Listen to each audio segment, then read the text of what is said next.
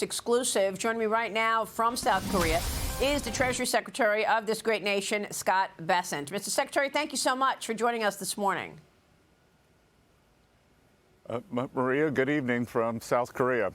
Congratulations to you and your team on what we're hearing out of the China deal. Can you walk us through the most important elements of this agreement that President Trump said was very friendly between the United States and China? Well, Maria, all the congratulations should go to President Trump. He has a fine relationship with President Xi. The mood in the room was one of great respect, but also between two men who knew each other quite well and knew what they were getting into.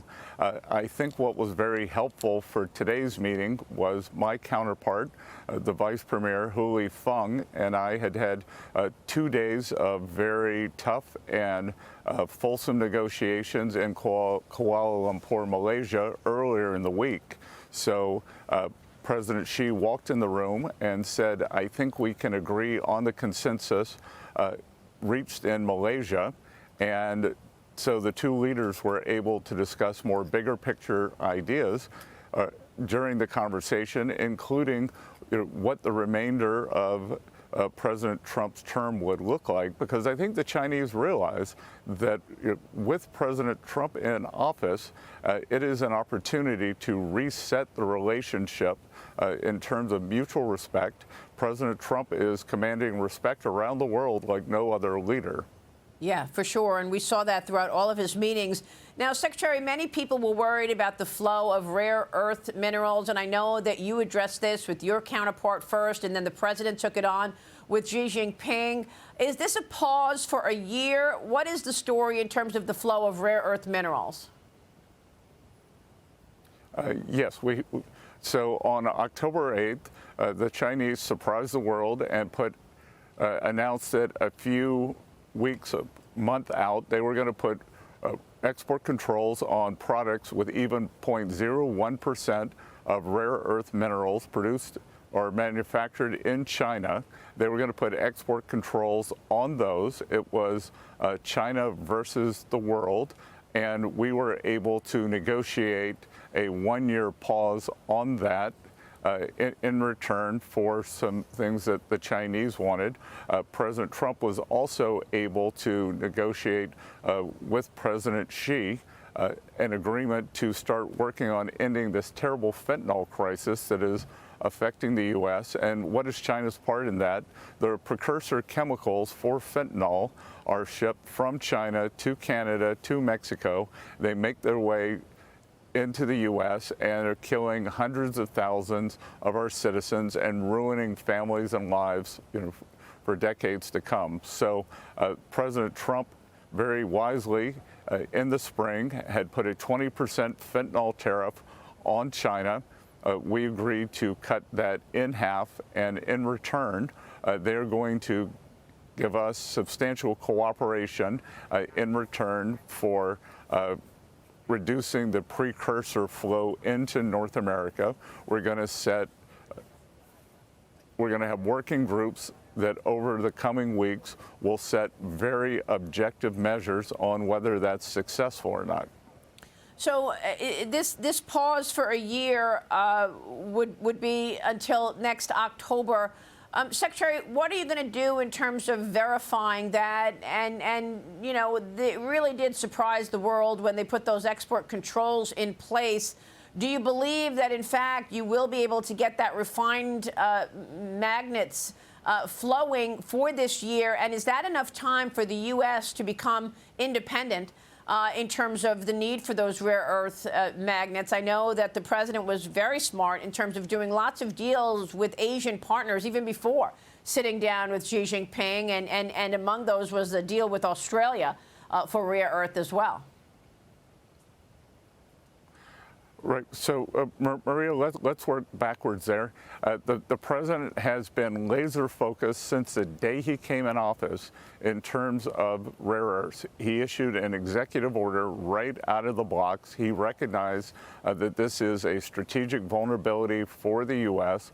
The Chinese control about 70% of the mining, but more importantly, they control about 90% of the processing and refining. So since January, President Trump, this administration have been working to stand up facilities where we can refine and process rare earths. I think it is something that we inherited. This was a mess that's 20 years in the making, and President Trump is determined to solve this because we have to take control of our supply chains. And we're going to be taking control of our supply chains in rare earths, in semiconductors, in medicines, in steel, in shipbuilding. Part of the America First agenda that President Trump is pushing is for us to be able to control our own destiny and not have any choke points in our supply chains like he inherited. This is very important, Secretary. Really, congratulations on that. In response, is the U.S. suspending that new rule that was put in place that would have expanded the entity list, export restrictions to any entity that is at least 50% owned by one or more entities on the list for 1 year? Yes, we are going to be suspending that for a year in return for the suspension on the rare earth licensing regime. And Maria, what's important to note here, that it was China versus the world. China threatened to put this licensing regime on the entire world, and President Trump, as the leader of the free world, negotiated this deal for everyone, because what's important for people to understand is that the Western supply chains, along with the democracies in Asia, India, Japan, Korea, where I'm standing now, the supply chains are very integrated. So it wouldn't have done any good just to suspend the licenses or the licensing regime for the U.S.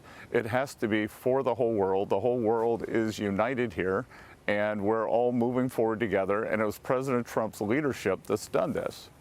Well, it's very interesting to see what was most important to China and what we're giving them in response. And obviously that entity list export restriction was quite important to them. What about suspending the measures from the Section 301 investigation, Secretary, which, of course, initially targeted China's maritime, logistics and shipbuilding industries for 1 year? Is that also on the table? That was also suspended, Maria. In the meantime, just the threat of that 301 since the summer, I believe that the Chinese shipbuilders have seen substantial diminutions or decreases in their order books. So that's going to be suspended for a year. And what's important, President Trump agreed last night with the president of Korea on a historic deal that is going to bring shipbuilding back to the U.S. And the Koreans are great shipbuilders. The Japanese are great shipbuilders. So we are going to integrate our shipbuilding with our Western allies. And Maria, this is what leadership looks like. When the U.S. leads, the world follows. And President Trump has been doing that.